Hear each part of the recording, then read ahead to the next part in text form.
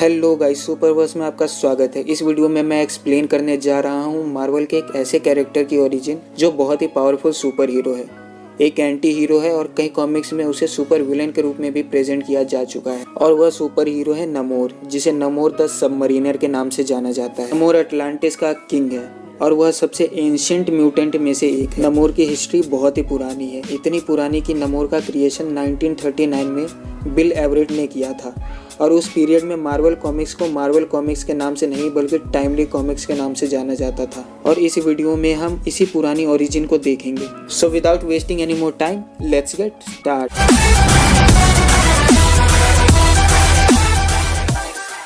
नमोर की origin start होती है 1950 से, जब यूनाइटेड किंगडम के prime minister Winston Churchill Orion Skelton को एक बहुत ही ज़रूरी चीज़ की खोज में भेजता है और वह चीज़ एक बहुत ही इम्पॉर्टेंट मेटल था जो उस पीरियड में सबसे इम्पॉर्टेंट और डिमांडिंग मेटल था। उस मेटल का नाम है वाइब्रेनियम, जो विश्व का सबसे पावरफुल मेटल है।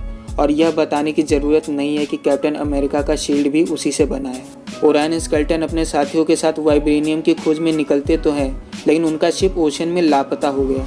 और इसी घटना के 5 साल बाद यानी 1920 में इस बार लियोनार्ड मैकेंजी को वाइब्रेनियम की खोज में दोबारा भेजा गया और खोज करते करते उनको स्केल्टन की शिप, जो एक बहुत ही बड़े आइसबर्ग में ट्रैप थी, मिला। उस जहाज को निकालने के लिए मैकेंजी के साथियों ने पूरा आइसबर्ग को ब्लास्ट कर दिया, इस बात से अनजान कि उस आइसबर्ग के ठीक नीचे डीप ओशन में छुपा था एक एंशिएंट सिटी अटलांटिस। उस आइसबर्ग के टुकड़े से अटलांटिस को काफी नुकसान हुआ और कई अटलांटियंस की डेथ भी हुई। इस एक्सीडेंट से अटलांटिस के रूलर एम्परर ठेकर को बहुत ज्यादा गुस्सा आया और उन्होंने इस घटना की इन्वेस्टिगेशन करने का फैसला लिया कि ऊपर चल क्या रहा है और यह कौन कर रहा है, आखिर सरफेस वाले चाहते क्या है। यह सुनकर एम्परर ठेकर की बेटी प्रिंसेस फिन ने यह डिसाइड किया कि वह खुद इस घटना का पता लगाएगी ताकि वह अपनी ब्रेवनेस साबित कर सके। और ऊपर जाते ही उसे मैकेंजी का शिप द ओरेकल मिलता है। वे कौन है और यहाँ क्या करने आए हैं, यह जानने के लिए प्रिंसेस फिन अपने आप को जानबूझकर गिरफ्तार करवा देती है और शिप के क्रू प्रिंसेस फिन को मैकेंजी के पास ले जाते हैं।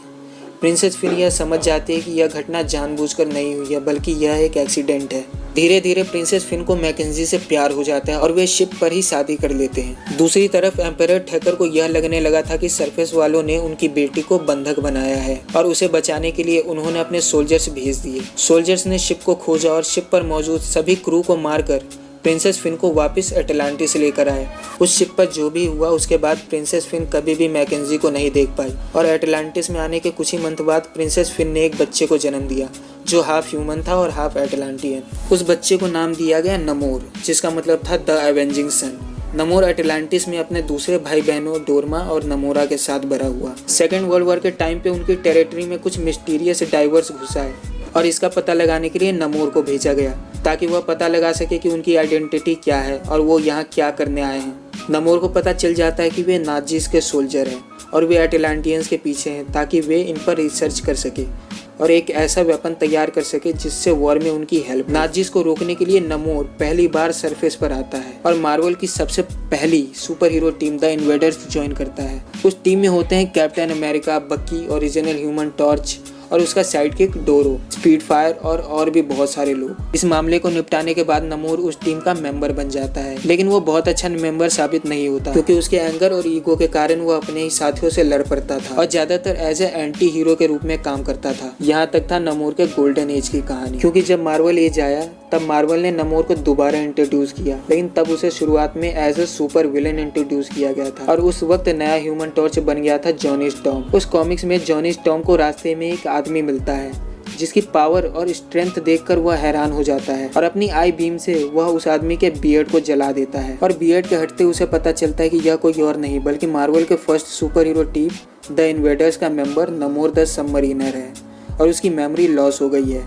उसकी मेमोरी वापस लाने के लिए जॉनी स्टॉर्म उसे पकड़कर ओशन में फेंक देता है और पानी में थोड़ी देर छटपटाने के बाद उसकी मेमोरी वापस आ जाती है। हाँ, यह सुनने में थोड़ा अजीब लगता है, लेकिन क्या करें, पुराने कॉमिक्स में यही होता था। मेमोरी वापस आते ही उसे पता चलता है कि उसकी ऐसी हालत सरफेस वालों की वजह से हुई है। सरफेस वालों के न्यूक्लियर बॉम्ब टेस्टिंग से सभी अटलांटियंस ओशन में बिखर गए और वह इसका रिवेंज लेने की ठानता है और अपने सी क्रिएचर के साथ सरफेस पे अटैक कर देता है और उसे रोकने के लिए फैंटास्टिक फोर की टीम आती है और उससे फाइट करती है। फाइट के दौरान ही नमोर को सूजन स्टॉर्म से प्यार हो जाता है और वह उसे एटलांटिस का क्वीन बनाना चाहता था। पर जब उसे यह पता चलता है कि सूजन स्टॉर्म मिस्टर फैंटास्टिक की वाइफ है तो वह यह ख्याल छोड़ देता है। इसी टाइम पीरियड में हल्क का द न्यू एवेंजर्स की टीम से कॉन्फ्लिक्ट हो जाता है और नमोर हल्क को अपने साथ कर एवेंजर्स को हराना चाहता था। लेकिन कॉन्फ्लिक्ट के दौरान ही हल्क ब्रूस बैनर में ट्रांसफॉर्म हो जाता है और उस वॉर को छोड़कर दूर चला जाता है। लेकिन नमोर की वजह से हमेशा बुरा नहीं होता है, बल्कि नमोर की वजह से ही हमारे कैप्टन अमेरिका आइस से बाहर निकलते हैं। क्योंकि जब हल्क और एवेंजर्स के बीच कॉन्फ्लिक्ट चल रहा होता है तो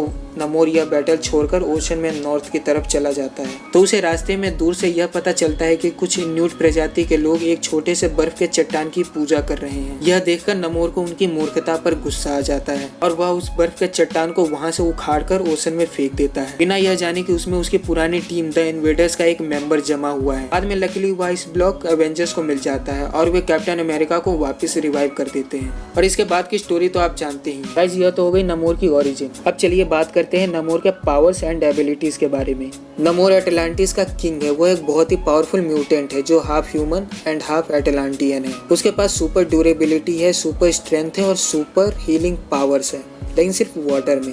वो वाटर में अपने आप को बहुत फास्ट हील कर सकता है। वह वाटर में सुपर हाइपर स्पीड से तैर सकता है। उसके कानों के पास गिल्स है जो ठीक मछलियों की तरह पानी में सांस लेने में हेल्प करती है और वह ओशन के किसी भी क्रिएचर से बात कर सकता है।